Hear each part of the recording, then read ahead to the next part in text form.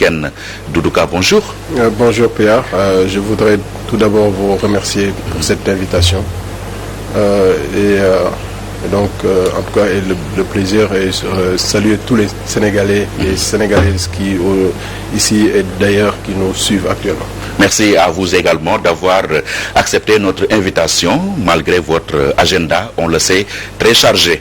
Alors, Doudouka, ce pays, il y a eu une violence qui s'était emparée du Sénégal ces derniers jours. Maintenant, du côté de l'aéroport, est-ce que ces perturbations ont eu un impact dans les activités à l'AIBD? Bien entendu, comme vous le savez, l'aéroport est une porte d'entrée du Sénégal.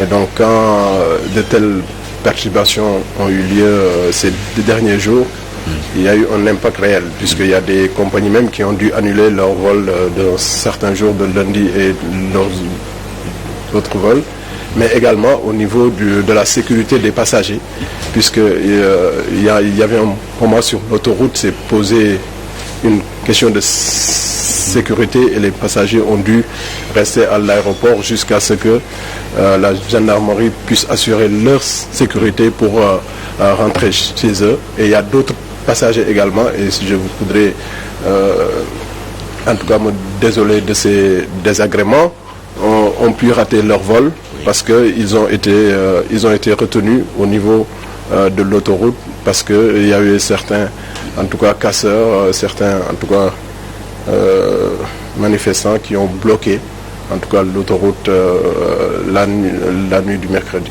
Et est-ce que le préjudice financier, vous l'avez évalué? Bon, c'est encore très, en tout cas très présent. Donc nous sommes en train de prendre les dispositions pour évaluer en tout cas tous ces préjudices, mais c'est clair que c'est aujourd'hui dans un aéroport qui se positionne pour être le premier hub aérien de la sous-région, où la question de la sûreté et de la sécurité des passagers est un de nos atouts majeurs pour en tout cas vendre la marque Pays Sénégal. Oui, la destination Sénégal. La destination Sénégal, mais surtout la marque Pays du Sénégal. C'est quand même un élément qui pourrait en tout cas toucher en tout cas cette ambition.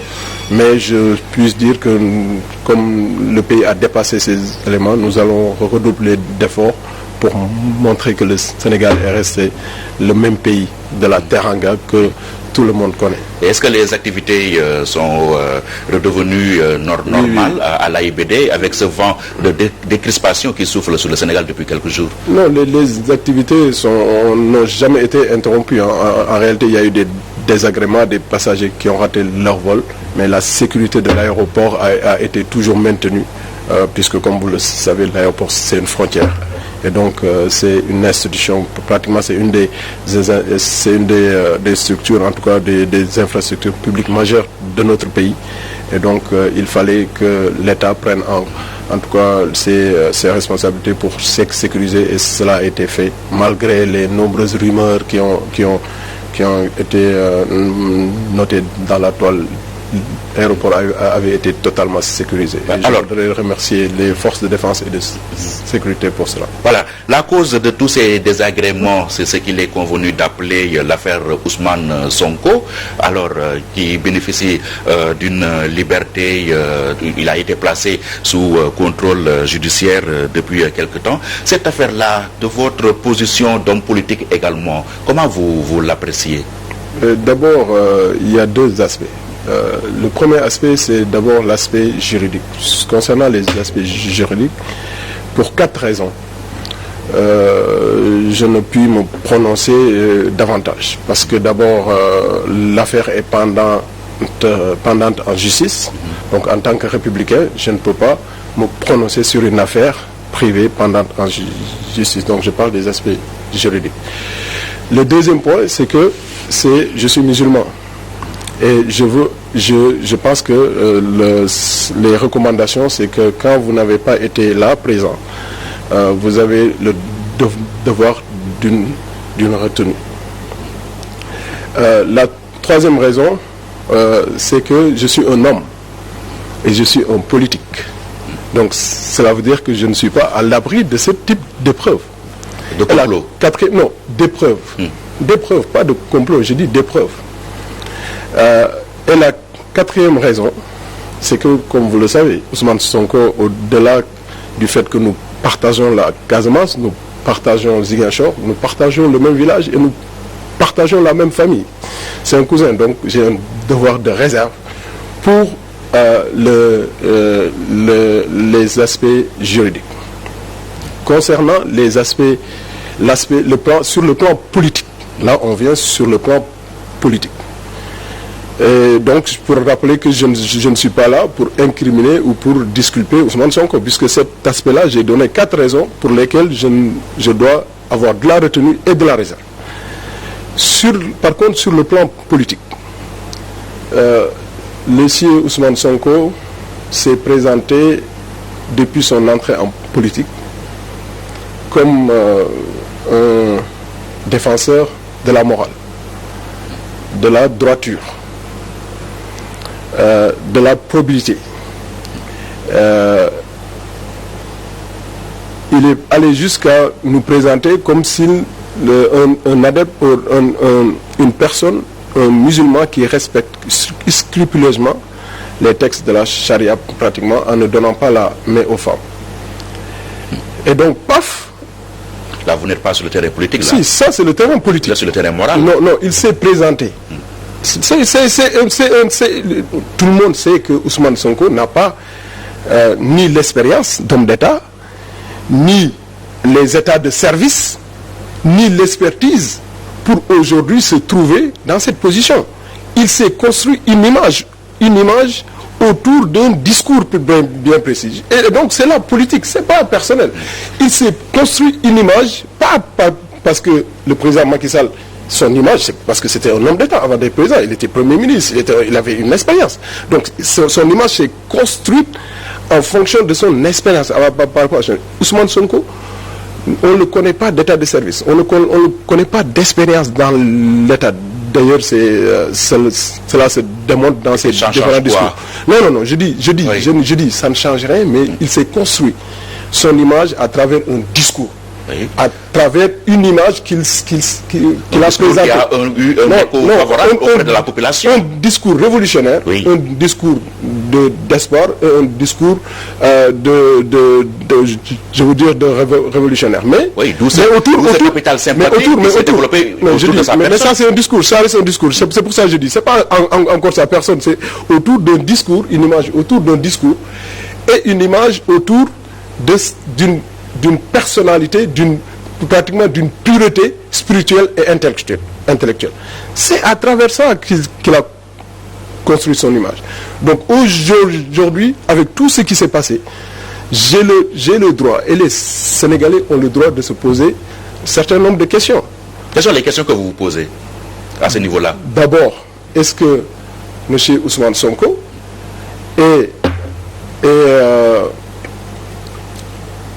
légalise le jour, c'est-à-dire il se présente comme un vrai dévot le jour et un faux le soir.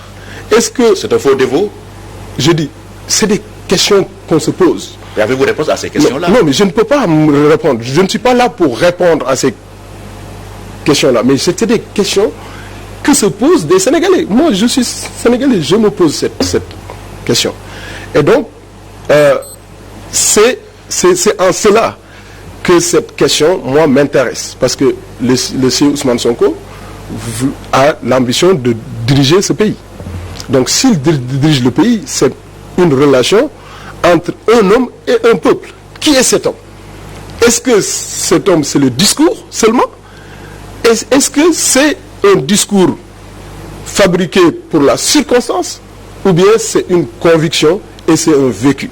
Et cela, moi, je me le pose à travers ces faits, des faits qu'il a reconnus. C'est-à-dire qu'il s'est déplacé lui-même le soir. C'est un délit, ça? Non, je dis, c'est pas ça. C'est pas ça, non. Non, je pose la question, c'est-à-dire que il y a un arrêté même qui dit on ne peut plus faire d'activité à partir de 21h. Tu commences ton activité à partir de 21h en tant que député de la loi, en tant que quelqu'un qui veut être président de la République. Oui. Tu commences... Non, interdit de tomber malade. Non, j'ai pas dit ça. J'ai pas dit ça. Si on tombe malade, on va dans les hôpitaux. Quand on dit l'arrêté de 21h, quand vous êtes malade à minuit, vous sortez, vous allez dans les hôpitaux. Donc on vous a pas dit d'aller dans une activité privée qui n'a aucun lien. Donc je me pose cette question. Deuxièmement, mais ce n'est pas que enfreindre la loi, parce qu'on parle de moralité. C'est lui qui nous a amené la question de la morale dans la politique. C'est lui qui l'a amené. Donc moi je suis un homme, je dis, mais je ne vais pas m'attarder, je ne vais pas me présenter comme le saint des saints.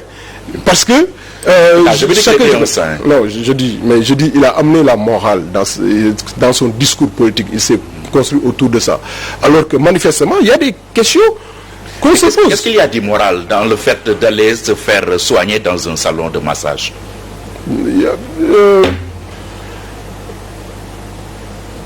C'est plus profond que cela, Pierre. Parce que il a dit qu'il ne donnait pas la main aux femmes, qu'il a massé une jeune fille belle de 20 ans, oui, à 22 heures, alors qu'il est marié, qu'il parle de morale, qu'il a deux épouses. Donc, c'est des questions, Pierre, qu'on ne peut pas empêcher à un citoyen sénégalais que je suis et à un responsable qui prétend diriger ce pays-là. C'est des questions qui se posent et que je me pose politiquement. Et d'ailleurs, en revenant sur la question, vous l'avez dit, du complot. Et moi, c'était un peu un désaccord de stratégie que j'avais au départ, parce que celui qui a un intérêt pour que les choses soient gérées de façon judiciaire, dans les aspects judiciaires, c'est bien Ousmane Sonko. Et pourquoi? Parce que depuis le début, il a construit sa défense en voulant se faire juger par la rue, pas par la justice. Donc, oui, au début, oui, mais il a toujours dit qu'il n'avait pas confiance en la justice. Je dis, oui, il devait se faire. Non, c'est un républicain. Donc, c'est pas aujourd'hui, il a pas confiance et il dit, je veux que le procès ait lieu le plus rapidement possible dans son dernier discours. Donc, c'est contradictoire. Moi, je parle des faits. Les faits, c'est quoi? Les faits, c'est que lui, il a commencé par la propriétaire du salon, par des PV qui se sont à construire sa défense au niveau judiciaire, et aujourd'hui même par un démissionnaire de la gendarmerie qui prétend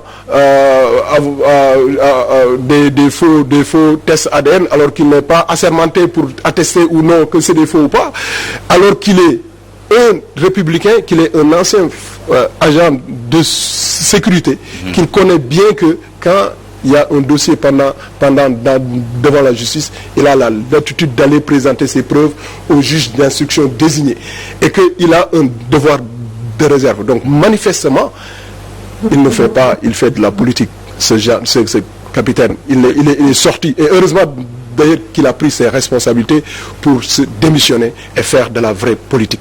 Et il est en train de faire la politique. C'était une tour pour Ousmane. Non, je dis, il est en train de faire la politique. Heureusement, pour lui, il a pris ses responsabilités, il a démissionné. Il a laissé tomber le masque. Il a laissé tomber le masque, mais il a assumé. Donc ça c'est de la politique, je leur concède cela. Mais qui avait intérêt à politiser cette affaire-là? C'est bien les opposants du pouvoir. Oui, qui avait intérêt à politiser cette affaire privée juridique? Le gouvernement, le pouvoir. Mais non, pas le gouvernement. Pour déstabiliser un affaire gênant. Pas le gouvernement, à politiser. J'ai pas dit à faire un complot, parce que le complot, manifestement, tous les Sénégalais qui sont épris de discernement savent qu'un État, pour faire un complot, c'est pas comme ça que ça allait se passer. Donc, c'est parce qu'il ne connaît pas l'État. Donc, ensuite, maintenant, pour empêcher et pour anticiper les attaques politiques, tout de suite, il nous sort un gros truc, complot de l'État, complot contre le président Macky Sall. Je dis... Ça a marché. Ça a accroché l'opinion. Il a pu, en tout cas, amnestier l'opinion pour que l'opinion ne regarde que ça, que l'opinion ne puisse pas, justement, entendre des questionnements politiques qu'il faut se poser sur l'homme pour amener l'opinion à ne regarder qu'un soi-disant complot du président de la République. Donc, c'est une stratégie de communication. Je résume cette affaire à une stratégie de communication, je le concède, réussi par Ousmane Sonko. Oui. Je le lui concède réussi. Une stratégie, ce n'est qu'une simple stratégie de manipulation et de communication d'Ousmane Sonko, comme il a l'habitude de le faire depuis son entrée sur le champ politique. Et il réussit devant tout cet arsenal communicationnel, de manipulation que détient l'État aussi. Ça, c'est la faille de l'État. Non, non, il a réussi une communication. C'est une stratégie de communication, c'est un temps. Oui, il fallait remporter aussi la bataille de la communication. Non, la politique, c'est un temps. La politique, c'est pas un instant T. Si on regarde, moi, je suis mathématicien, un instant T, ok, il a gagné. Mais l'instant politique dépasse l'instant T. C'est comme si, je veux dire, en Casamance, quand on me dit Ousmane Sonko, on me dit vous êtes tous morts politiques, il y a Ousmane Sonko. Mais Baldé était fort dans ma région, il était 80%. Mais on l'a battu parce que il y a un temps pour le politique. Il est dans son temps, mais son temps, mais ça va, j'en suis certain que maintenant qu'il a été découvert, maintenant qu'on sait de quoi il est capable, il est sorti renforcé de cette épreuve, entre guillemets. Il a pris des galons. Oui, il y a un capital sympathique qui se développe de plus en plus autour de sa personne. Non, mais c'est pas. Et ça, c'est à votre détriment. Non, c'est pas un capital sympathie. Il a pu manipuler le plus de personnes. Comme il sait bien le faire. Pour manipuler tout un peuple, là. Non, mais c'est pas un peuple. C'est qui le peuple. Mais pourquoi d'ailleurs, je l'ai entendu dire, le peuple va aller, on vous donne, c'est-à-dire une arrogance qui démontre le fait qu'il n'est pas un homme d'État. C'est un rapport de force. Non, c'est pas un rapport de force. Lui est favorable. L'État, c'est autre chose. L'État, c'est pas seulement parce que tu as des rapports de force. Je dis, Nelson Mandela, mais il a fait 27 ans en prison. Quand il est sorti, il pouvait faire ça. Il pouvait dire à tous les Noirs d'aller tuer tous les Blancs. Il pouvait dire aussi de le faire. Abdoulaye Wade, combien de fois il a eu l'occasion de le faire ici, de faire ce que Ousmane Sonko a pensé que c'est de la bravoure. Non, mais j'ai pas dit ça. Abdoulaye Wade, avant qu'il ne soit président de la République, plusieurs fois, il a même dit que je ne vais pas marcher sur des cadavres pour arriver au palais. Sonko n'a jamais dit qu'il allait marcher sur des cadavres. Non, mais je dis. Mais de toute façon, cela veut dire quoi? Aujourd'hui, c'est quoi? Et je les vois se précipiter pour dire on va aller, comment dirais-je, vilipender l'État, pas parce qu'ils savent que les questions, parce qu'ils ne connaissent pas l'État. L'État n'a pas utilisé la force. À la CPI, ils vous menacent d'une plainte. Mais ça, c'est là. Ils disent l'État pour force contre sa population. L'État n'a jamais utilisé la force dans cette affaire-là. Ah bon? Qu'est-ce qui s'est passé alors? Non, on a dénombré 11 morts. Oui, mais j'ai dit que je présentais en tout cas mes condoléances à ces familles éplorées. Ça, c'était important. Mais également aux personnes qui sont blessées et qui ont perdu leurs biens. Et surtout également à mes parents de Bignona et de Diaobé qui ont perdu des êtres chers. C'est vrai, il y a eu des pertes humaines. Mais ces pertes humaines, la gendarmerie et les forces de l'ordre, la police, n'a utilisé que un référentiel d'intervention, de maintien de l'ordre. Vous l'avez vu, Pierre, vous avez vu partout, vous avez filmé partout. C'est pas la force, c'est pas la répression. Et ils ne savent pas c'est quoi la force d'État. La force de notre armée est détenue par le chef suprême des armées. La force est au peuple. Non, je dis la force de l'État. La force de l'État. Quand on parle de force de l'État, on ne peut pas, parce que vous aimez dire la force, le peuple. D'accord, le peuple est là, le peuple est souverain. Mais le peuple a construit un État du Sénégal. Et il lui a donné une force. La force de cet État-là, c'est pas c'est pas la gendarmerie et la police. La force du président, la force c'est l'armée. Détenue. Non, la force c'est même pas l'armée. La force, c'est les forces qui sont détenues par le président de la République.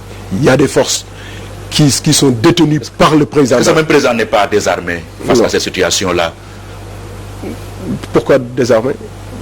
Pourquoi devrait-il être en désarmé? acceptant de faire des concessions, parce qu'on disait que depuis le départ que oui, le président Macky Sall a remporté tous les rapports de force depuis qu'il est là au pouvoir, vous pensez que le peuple sénégalais avait perdu toute capacité d'indignation. Là, ils lui ont montré le contraire. Non, vous pensez que c'est un rapport de force? C'est pas un rapport de force. On ne fait pas, un président de la République ne fait pas un rapport de force avec son peuple ou une colère de sa jeunesse. Et il l'a rappelé dans son discours. Je veux dire qu'au Sénégal, le capital le plus important que nous avons, c'est la paix et la stabilité. Et on ne peut pas être président de la République, sachant cela, voulant amener notre pays vers l'émergence, ayant traversé des étapes importantes dans cette stratégie, dans ce plan de développement, et être là à se dire parce qu'il y a une colère d'une certaine jeunesse qui est due au fait parce que malgré ces résultats économiques importants, la question du sous-emploi, la problématique du sous-emploi des jeunes et la question des pauvres qui augmente est encore là parce que il y a des questions, notamment du fait de la démographie non maîtrisée, mais du fait également de cette crise de la Covid qui a entraîné, de la pandémie Covid qui a entraîné une crise économique mondiale et qui doit être reflétée, qui se reflète dans le vécu des Sénégalais. Et donc cela, ce n'est pas reculer. Cela, c'est de constater et d'apporter à son peuple des réponses. Des réponses, si ces réponses n'avaient pas été adaptées ou bien suffisantes, c'est d'apporter ces réponses suffisantes. C'est ce que le président de la République a essayé de faire. Est-ce qu'il ne risque pas de sortir affaibli de cette crise, le président? Parce que vous pensez que tout est politique politicienne dans un État? Vous pensez que les gens ne regardent que la question politique politicienne? C'est lui-même qui nous a habitués à cela. En emprisonnant des adversaires gênants. Non. Et ça a marché, mais cette fois-ci... Oui, mais j'ai aussi un problème avec mes amis journalistes. Parce que quand c'est lui qui nous a appris en emprisonnant, vous affirmez. Oui. Donc un journaliste ne doit pas affirmer. C'est une constatation. Non, ne doit pas affirmer. Non, vous n'affirmez pas. Vous n'affirmez pas. Donc vous dites vous pouvez dire il y a des opposants qui ont été enfermés, mais vous dites pas il nous a habitués à. Donc ça il a voulu que Ousmane Sonko soit libéré, il l'a aidé. Non, c'est pas lui, c'est le juge qui a décerné un contrôle judiciaire. Donc je veux dire, ce qui est important pour le président de la République, c'est d'apporter les réponses et les solutions aux Sénégalais. C'est pour cela, surtout aux jeunes, c'est pour cela, il a dit, aujourd'hui, et d'ailleurs j'entends beaucoup les donneurs de leçons, les amateurs, dire que la politique de la jeunesse n'a pas été bonne, la politique il n'y a pas de vision. C'est le président lui-même qui l'a reconnu. Non, le président n'a pas reconnu cela. La vision du président est claire et saluée, c'est le plan Sénégal émergent. Quand le président de la République est arrivé, la question de l'emploi et de l'accompagnement des petites et moyennes entreprises était une question latente au niveau de notre économie nationale. Le président a d'abord mis en place les instruments publics pour compléter toutes les réponses structurelles et les métiers à apporter pour mettre en œuvre cette politique. Il a mis en place le fonds GIP, il a mis en place l'ADER, il a mis en place le FONAMIF, il a mis en place beaucoup d'autres instruments, le fonds 6, beaucoup d'autres instruments. Beaucoup d'autres instruments. Mais attendez. Je m'explique. Une politique, c'est pas seulement on veut faire et on fait. On a une vision. On met en place les instruments économiques pour porter cette vision. Ces instruments sont montrés efficaces et les modèles ont été salués par tous les acteurs. Il reste maintenant, et le président l'a entamé,